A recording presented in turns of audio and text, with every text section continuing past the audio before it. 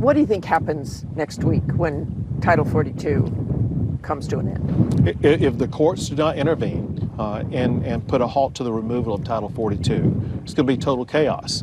This does not mean that our borders will suddenly be open. Title 42 was a public health emergency order. And now that Title 42 is coming to an end, then we will go back to Title 8.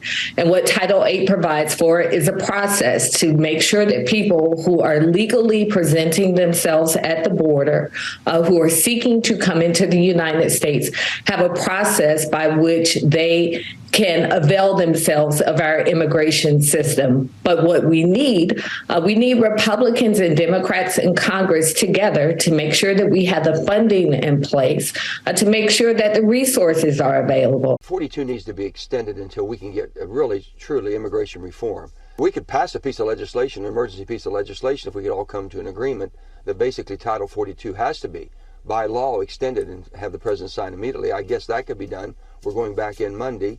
And it's a crisis. When you have a crisis, it seems like we can manage under a crisis in a bipartisan way. The prior administration starved the very departments and agencies of the resources they need, not just to patrol the border, but to process these lawful asylum claims. For all the Republican rhetoric about chaos at the border, open borders, etc. Number one, they have yet to come forward with a plan of how to better handle the scenario. Number two, they have not been willing to commit the additional resources that the departments and agencies say that they need to handle this big influx. What are some of the things that the administration can do? They can re-implement a couple of programs that made sense. PACER and the HARP program. That's essentially having immigration judges at the border. Going back to immigration reform, I would love to have a conversation with the administration to work through something. Work visas make sense to me.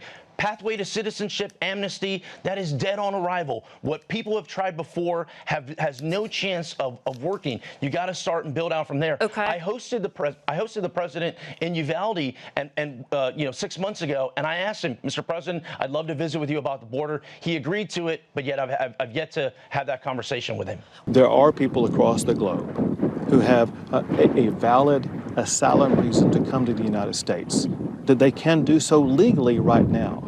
The people who have the ability to come to the United States illegally get pushed further and further and further back the line every single day with the thousands of illegal immigrants coming across the border.